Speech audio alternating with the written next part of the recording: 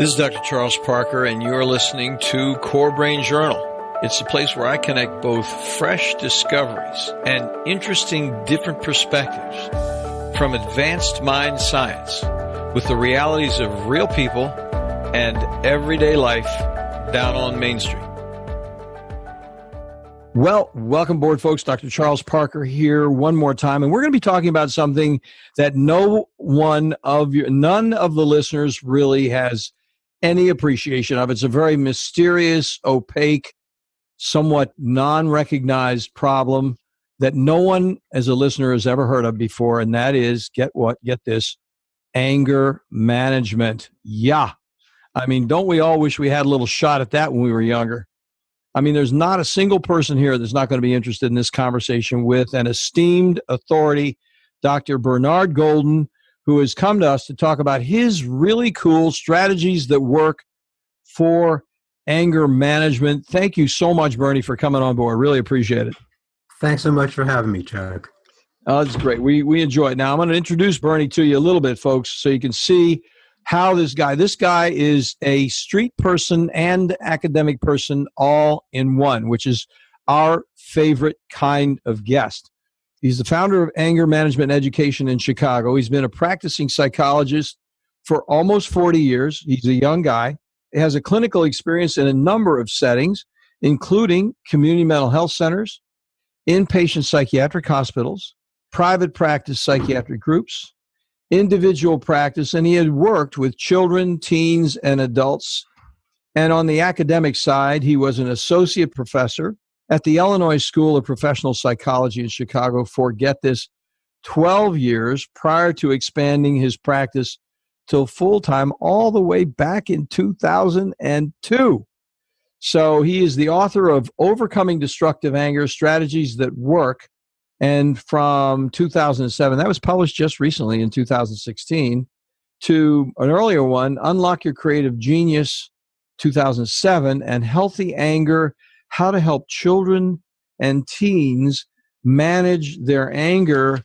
That was published all the way back in 2002. So what you've got is a guy that's a published author, 3 really cool books.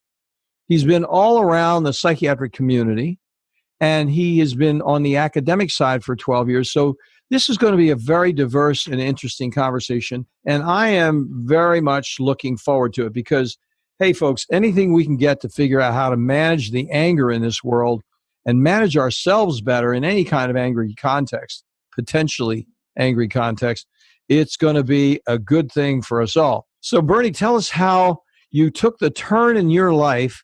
You had such a diverse experience, street, working in this and that, community mental health centers. I mean, you've seen the good, the bad, and the ugly. So how did you then come up with, hey, I need to get further into this. I want to look further into it and come up with some ideas. So how did all that happen?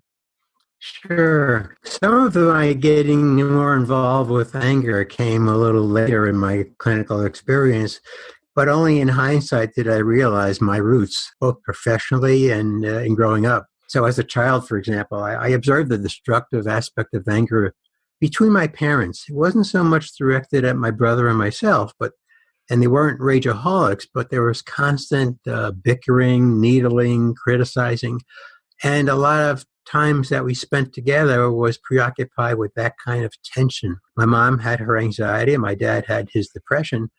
And as a child, and many times the child who becomes therapist, even then I wanted to help them with their feelings, to help them become in a better mood. I guess primarily I wanted them to be more available for me, self-focused in its originally origin. But over time, it took me a long time to recognize that I couldn't change these people and I wasn't responsible for their moods.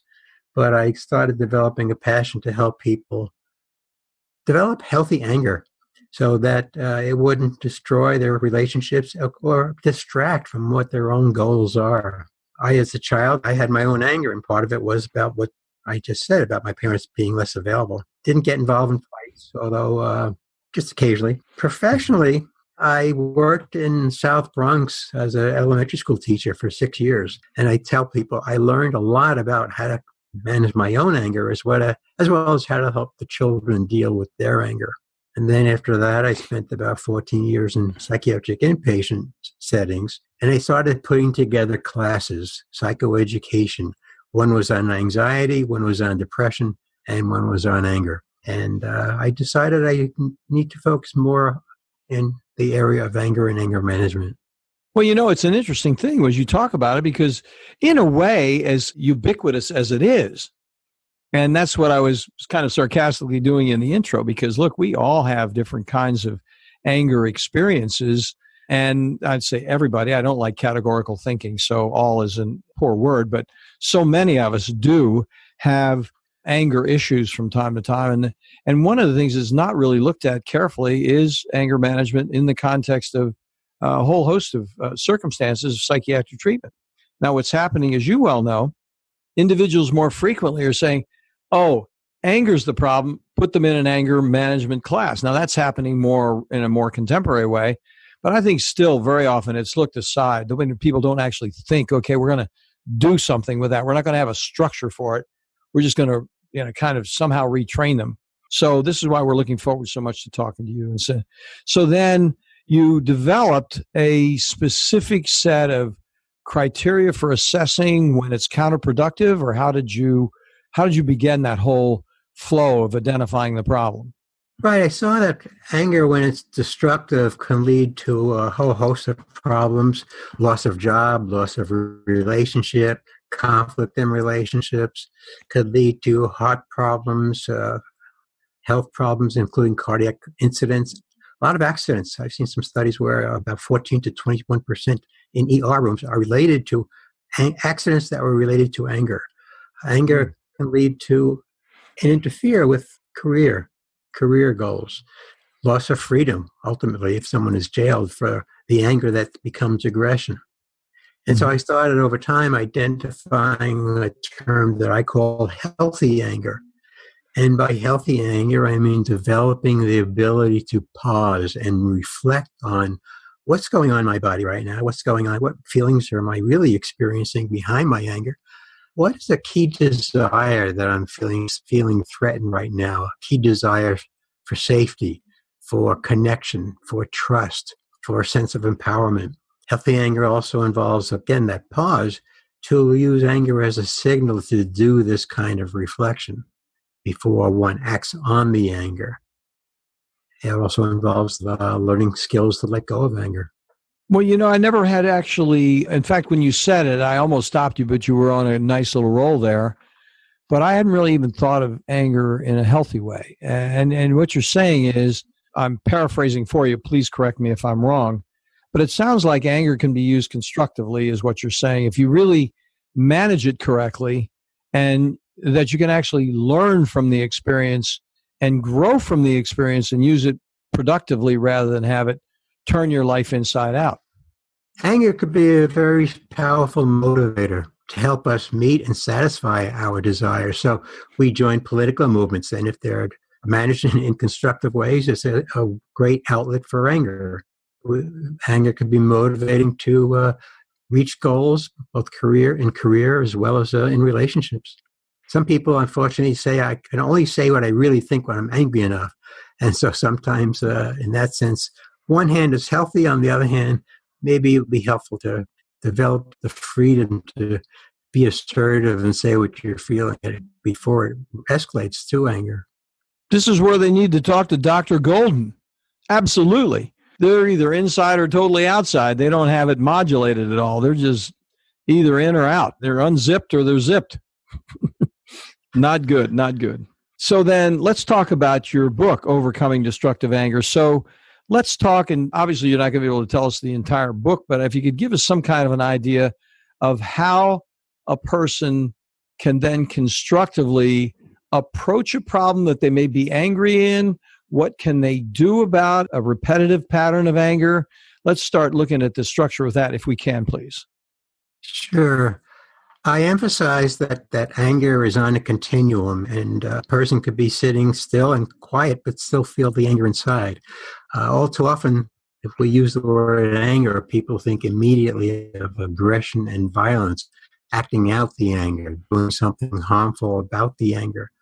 And so I help people on one hand not only learn ways to manage that behavior, and some people don't want to go further. They just want to manage the behavior, and that's a great goal. On the other hand, anger is a signal that gives us information if we stop and evaluate what's going on in me that leads to my anger.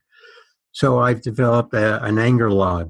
And in using the anger log, I ask individuals, I ask the reader to kind of put the incident on an imaginary video and backtrack, very briefly identifying the trigger, the level of anger from 1 to 10, and then rewind. What were the feelings they experienced before anger? And that's a challenge because so many of us can't identify our feelings. We may say it in global terms, I felt good or bad or angry. But being able to identify the specific feeling, that alone in research has shown, you could label your feelings, I'm feeling hurt, I'm feeling ignored, I'm feeling powerless, maybe I'm feeling inadequate or even self-doubt. That alone begins the process of better knowing what's going on in me that pushes me into anger. In the log, I help people identify what knee-jerk conclusion did you make about the triggering event. Did you jump to conclusion? Did you over-personalize something that happened? And key also is recognizing the expectations. Often we behave in ways without being aware of the expectations we hold, and sometimes they're completely unrealistic. And I give a simple example that many of our unrealistic expectations are completely wishes or hopes rather than being realistic. We may drive down the road and someone cuts us off and we get angry at them, let's say. Then if we're asked what percentage of drivers are driving with caution and consideration, we say, oh, very small percentage. So we know realistically about what to expect, but the emotional mind wants to have everyone driving with caution and consideration. I had a client who was angry at his wife for being late 30, 40 minutes for every occasion, whether it was a wedding or going to a movie.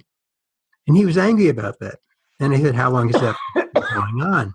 Oh, well, we're married 15 years. So his expectation that she'd be on time is unrealistic based on the history. I informed him that that doesn't mean that he'll never get her to come on time, but he clearly hasn't identified the workable way of responding to her. Quite so. You know, I was thinking while you were talking, pardon me for coughing all over that excellent line of thinking, but just to mention, now that you mention it, I look my own evaluation process before listening to you and thinking about this is in my office, I break anger down into 4 subtypes. Internal anger and nonverbal anger, which is where a person's carrying it inside. Internal is they're feeling that way, just they're not going to express it. And nonverbal is it's starting to be seen, but they're still trying to keep from expressing it. And nonverbal and internal are both, I see them related directly to underlying feelings of vulnerability, directly. Now, the bottom line is then the other 2 forms of anger are really related to more dopaminergic effects, which have to do with executive function. And that is expressing it inappropriately verbally and expressing it inappropriately physically, not using proper judgment. So all 4 have an underlying sense of vulnerability associated with them. But what happens is that this is my thought. I'm actually asking you what your thoughts are about this. You and I haven't discussed this before, but I think, you know, how often do I get a chance to talk to an expert? I get a chance to learn from you. You know, that's what we do. So what I see is that anger that comes out both verbally and physically is a self-management issue, so frequently expressed like being late on a regular basis. The prefrontal cortex isn't working right. And then huffing, puffing, keep it inside, and nonverbal and just interior carrying resentment for years is so much more serotonergic. Now, they both, you could say, I'm not trying to preempt you, I'm interested in your feedback, but that it's all serotonergic, and I think there's a certain measure of truth in that. But I think the issue of the behavioral expression of it then has additional implications that wind up being counterproductive in a person's life. So what do you think about what I'm talking about? I mean, you're not used to thinking pharmacologically about these things, but what do you think? Not too often, but I do emphasize that so much of anger management is an ongoing, a conflict or a battle between the emotional brain /mind and the rational brain /mind. Yeah. Any strategy that helps with managing anger is one that's going to affect the physiology in our system. one direction or another. Mm-hmm. I use one example back into driving on the highway. I tell people, if you're angry with someone, picture them as a 5-year-old with the same adult head, the other driver, picturing them that way. And I say, if you get a smirk on your face, that already changes your physiology to go in a different direction than the initial knee-jerk of anger. And they can't exist at the same moment. So it can derail that physiological effect and more intense anger arousal. Yeah, Bernie, I like the way you said that because that is so true. I mean, what you said is the interface between the affect and cognition has a lot to do with really how they express themselves and their self-management, and whether they're dealing with things constructively or not. Yeah. And so then what you said to follow that up is that if they can actually change their perception, and this is of what it is, and reconfigure it in some way, that it diffuses the intensity. Is that right? Yes, exactly. And I also emphasize when I have people attend my classes, it's called anger management, but it really is about managing emotions, period. And big part of this is increasing our emotional intelligence. It's about being able to sit with uncomfortable vulnerabilities, as you just described, being able to sit with that kind of tension that's kind of flowing in your body without feeling I need to discharge and distract myself from that tension because it's so painful. So true. That's so true. Now, have you put this in your book? Because you're doing anger management all the time, do you have a program that people take, or do you have a system by which people can do it? We're talking about sort of little snapshots of do you have a process that might be helpful for people? Right. In my book, I mentioned this anger log. And so I have people repeatedly log an incident.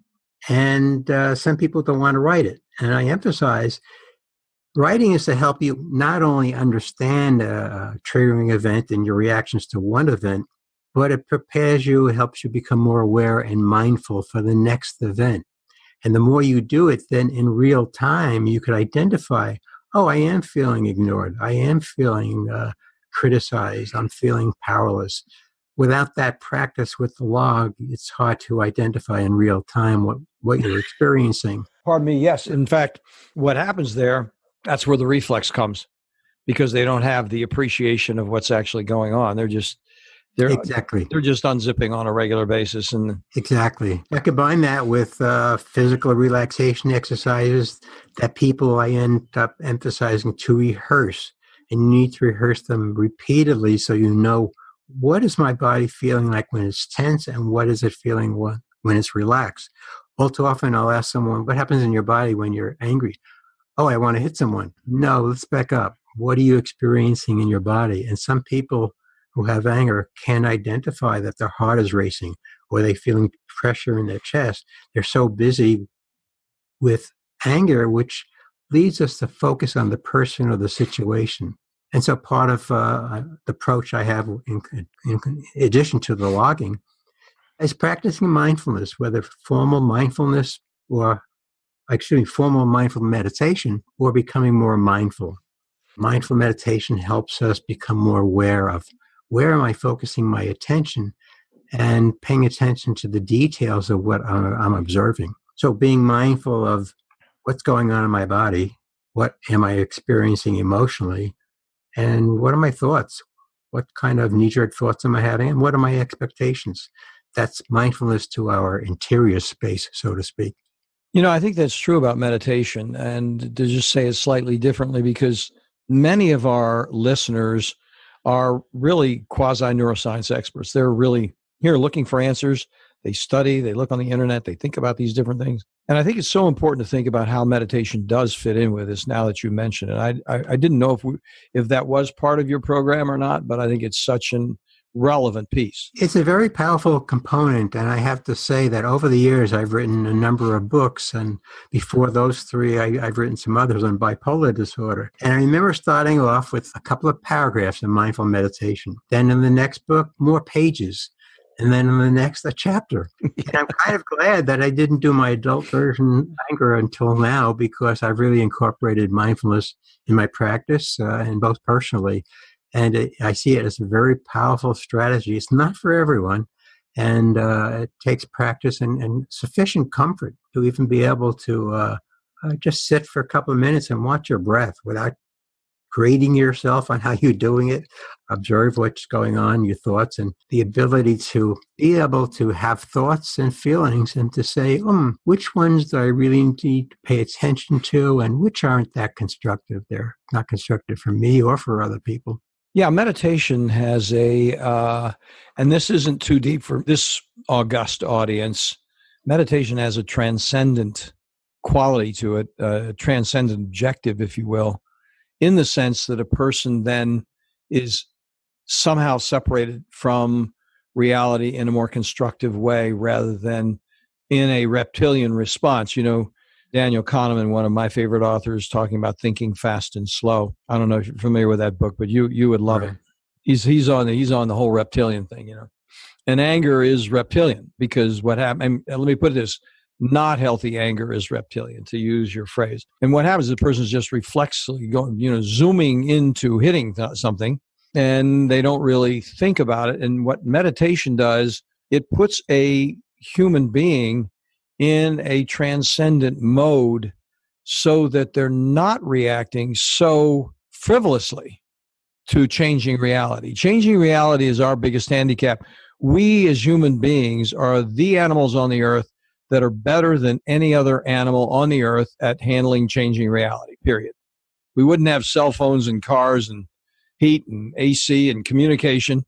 But the problem is where we don't handle it. So a person can say, hey, I'm doing it 90% right, but I got this 10% problem. Well, 10% is your problem. And so then I look at it as percentages, because I'm not giving you a label and telling you you're all screwed up. I'm just like, you have a bad 10%, buddy. And this is something you need to pay attention to. And transcendence would help you. And a lot of these people are very bright. They want to do something different. And meditation is an exceedingly important point. Let me ask you this question apropos of what we're talking about here. Do you have a specific plan on meditation that you recommend? I recommend it to many people beginning anywhere.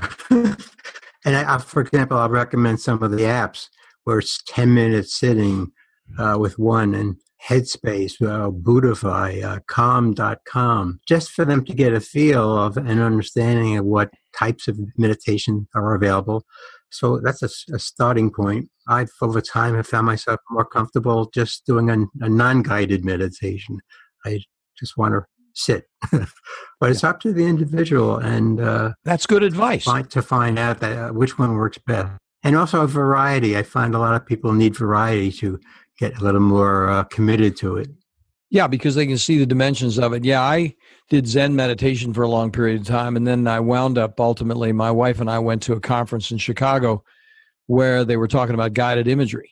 And guided imagery was very, very useful because then it's a different type of meditation, and you take yourself to a different place. And, it's a more, if you will forgive the expression, mentally aggressive meditative experience, but it nevertheless is transcendent because you're moving away from, and you're asking questions and thinking about this relationship with this other part of yourself in some constructive way, your inner advisor. I don't know, have you ever done guided imagery?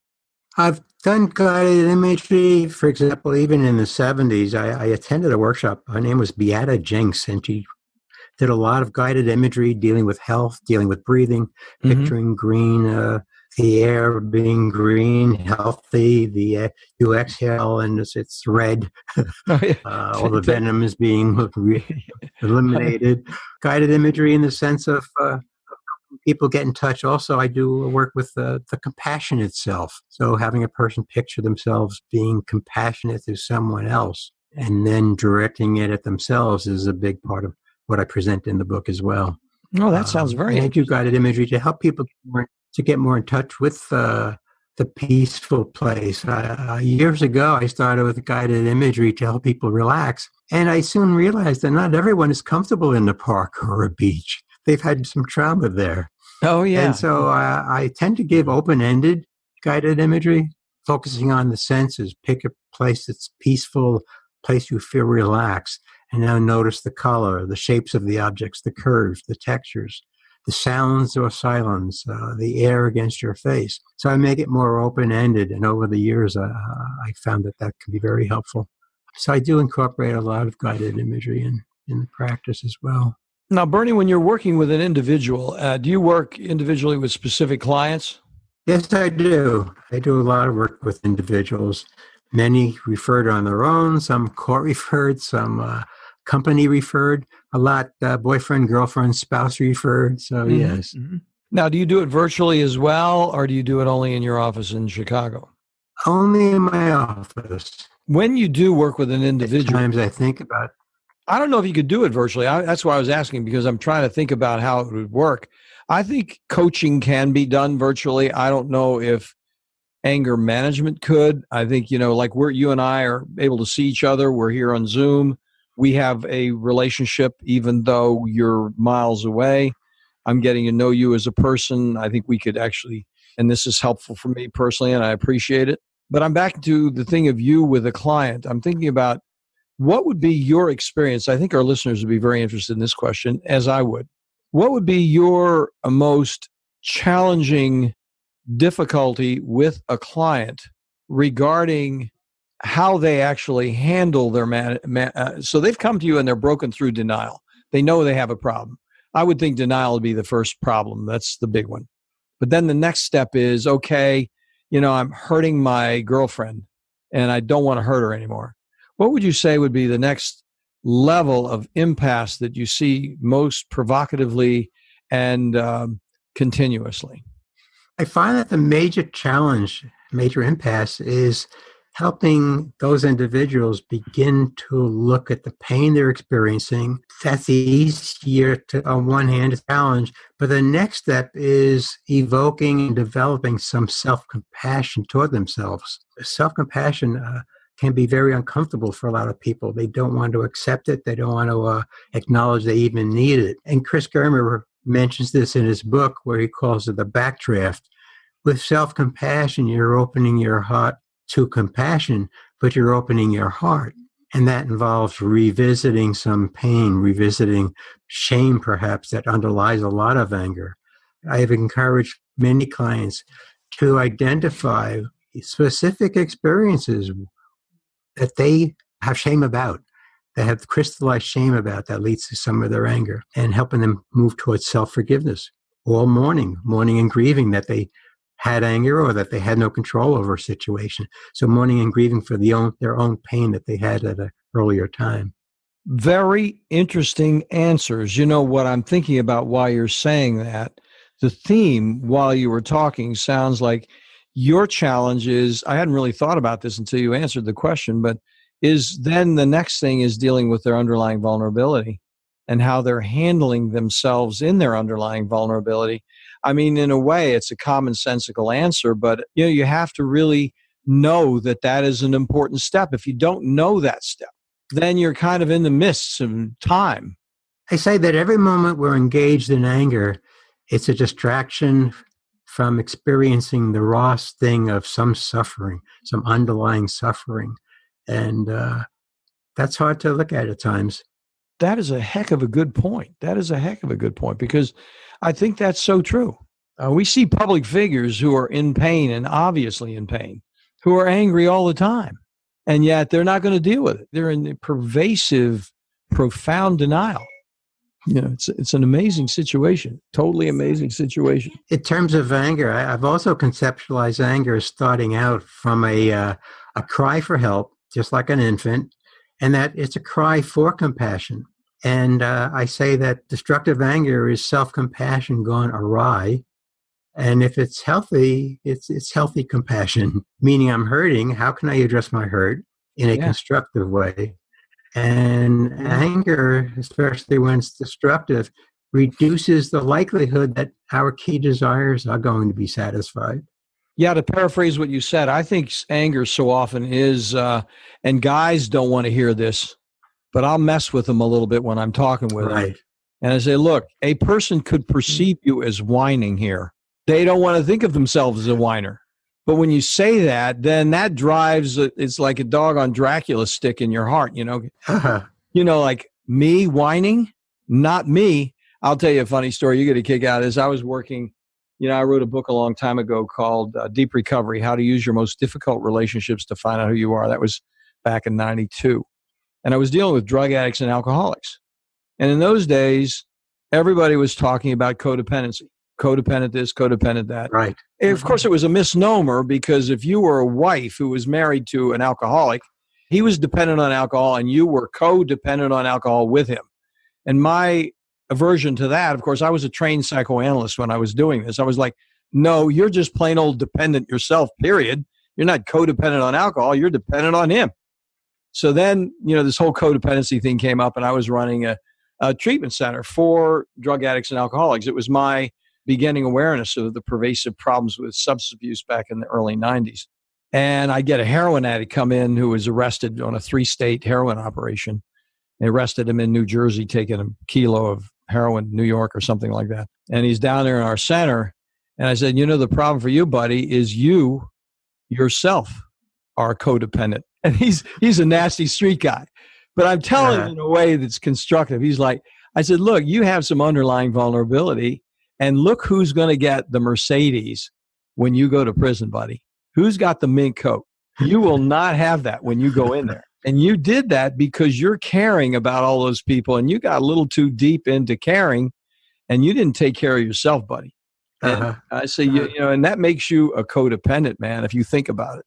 I hope that's constructive in your life. You don't have long conversations with people like that because they got to go ahead and go to the penitentiary. But that's right in line with what you're talking about, because I think then you're dealing with that underlying vulnerability in that same way. It often happens that when people attend my class and they're court referred, especially with the court referred, I will emphasize very quickly that anger is, one, a perceived threat to our emotional well-being, our physical well-being, our resources, time, money, our loved ones, but it's also a reaction to some inner pain. And when I get up and show them on my whiteboard different words that describe that kind of pain, it's like their jaws are dropping and their eyes get a little water. Yeah, you're right. It's pain. But they don't want to show that very quickly. Yeah. And then I'm surprised, though, very often by the second session, many are very open and candid about that pain. But they don't want to talk about it outside the room or go on and admit it to themselves in their daily life. I think it's like playing basketball, Bernie. I don't know where you are with this, but I think it's like playing basketball because you and I are trained professionals. We could talk to each other and have a great conversation about this. No problem, because we got the tools, we got the language, we got the concepts, and we have our own pain that we dealt with in terms of not knowing it and then having the awareness come to us somewhere along in our professional career. And we don't want to go into that lack of knowledge again. We want to be out of denial ourselves. So we've got the tools. They don't have the tools. Right. They don't even know what this word codependency is. They don't have any idea about vulnerability or denial. And those words, as commonplace as they are for professionals like us, they don't have any idea. So it takes them a while. You throw the ball over to them and say, look, guys, you're going to have to dribble this ball around the court for a while and don't even think about shooting baskets. Let's pass the ball around here a little bit and relax with this, because we're not trying to score here. We're trying to get comfortable with the game. And then sometimes they'll pick it up a little bit after that. So that's very interesting. So then I would be interested also, because we see a lot of people here are very interested in parenting and kids. How did you work with the parents and children in this regard? Because that sounds like it's a more challenging, much more complexity involved there. Much more challenging, much more complexity. I tell people the book didn't do well because the first chapter was directed to the parents to say, before you help your children with anger, you have to learn strategies with your own anger. Yeah, they didn't want to hear that. I think many parents just wanted to say, take the book and read it. Right. I don't want to read it. You read it. Yeah. Right. But it was educating parent to be, in effect, the best therapist they could be with their child, talking about need for validation, need for understanding, and labeling feelings. We learn from parents how to label our feelings. It was much more, the book was much more cognitive focused, less mindfulness, talked about that, talked a little bit about compassion, but not with the complexity of skills and research supported skills in compassion focused therapy or mindfulness. So it was an educational book focused on. Did include an anger log, did include helping the child through just school, in the school system. I guess I was a precocious child because in first and second grade, I was questioning, no one's talking about feelings. So I was destined to be a psychologist. Absolutely. Yeah. But I emphasize to parents, try to encourage teachers to, even if they're not allowed to talk about feelings, with literature, have the children guess how a character was feeling. What was their motivation? Why do you think this one character did this to his friend? Just a way to become more self-reflective and increase the emotional intelligence. That is such a good idea. You know, I was thinking about the same thing. What I wanted to do, I don't have time for it, but some friends of mine who I took mediation training years ago, probably 15, 20 years ago. And I always wanted to see mediation training start in grade school, because if you actually train kids to mediate the problems of others, they would by default start thinking about themselves in these situations. And if you gave them badges like Boy Scouts, like I'm an Eagle Scout, I'm a non-recovering Eagle Scout. I was chasing badges through most of my childhood. Okay. So then what happens is if you give them badges and things to go for in terms of like mediation epaulets, you know, that they could then become a senior colonel of mediation, whatever. I think it would be so much fun, and give them the responsibility. Now, this is a particularly tough case, Johnny. We're going to ask you to mediate this thing between your two friends. I want you to hear them out and see what you think, because you've done a good job so far. Let's see what you do with this one. And then everybody sits there and does the game. You know, I think playing that game, if they learned that in grade school, can you imagine where they'd be when they became a psychologist, you know? Right. I love that idea because I've always been someone to support emotional education in early grades. And so that would be a wonderful device. It'd be so much fun because, you know, as a teacher, it would be so much fun just doing it. You know, like, okay, I'm not the expert. You're the expert. Let's get you to really know how to throw that ball around and get it in a workable way so that everybody deals with each other respectfully, that there's no sad, I'm hurt, my feelings are hurt, I can't believe I'm hurt so much, and there's no anger, disrespect over on that side. So there's no whining and fussing on either end. This is just, let's get the job done. Let's figure out where we are and where we're going to go. And then working toward a win-win situation there. Yeah, right. That's it. You know, it'd be so much fun because it's really, the balance and all that stuff is so absolutely relevant. So listen, how can people get a hold of you? Thank you so much for taking the time. Let's get people connected with you. You're on a very absolutely important mission. We were joking when we started. This is completely ubiquitous to humankind, and people need to get connected with you. By the way, just to say it one more time, Bernie has given us a book. It's going to be there on the website, on the show notes. And if you happen to drive around in your car, run over, click on it, and see if you can. He's offered it as a giveaway. So that's really good. And we get over and do that. Overcoming Destructive Anger, Strategies That Do Work by Dr. Golden. So where would you like people to go, Dr. Golden, to connect with you? My website is angermanagementeducation.com. Okay. And the book itself is available at Amazon and wherever books are sold, as they say. Yeah, good. So we'll have it. We have a thing, which I'll tell you about. Stay with me when I get offline here. I'm going to tell you a way that you can have it set up for global Amazon so you can sell it globally. I'll tell you about it in just a second. And I'm going to have it as a global link on the show notes because we have probably, I don't remember, something like 15 countries that are there that what they do, it goes in the currency of the Amazon in that country. I'll tell you about that in just a second. So, and we're going to put all your books up there. We want to move some product. You know what I'm saying? Great. Sounds good to me. Have some fun with it. Thank you so much for coming on. This has been a very interesting conversation. We would get along well if we had a chance to hang out in Chicago together. I'll tell you that. I am so thankful for talking with you, and I think you're right. Exactly right. We would have a good time. So good. Well, we'll talk again. You have something else that's up your sleeve. Come on and tell us about it because we would definitely be interested in it. Thanks. Thank you. Thanks for listening to CoreBrain Journal. We're working every day behind the scenes to bring you reports that connect research benches with those street trenches. Here we share the complexity of mind science because, as you know, details really do matter. One of the most pervasive, misunderstood challenges is how commonplace medications, like those written for ADHD, are used so regularly without clear guidelines. If you think you'd like more specifics, take a minute to download my 2-page PDF packed with video links and references on the absolute essentials of how to start ADHD medications.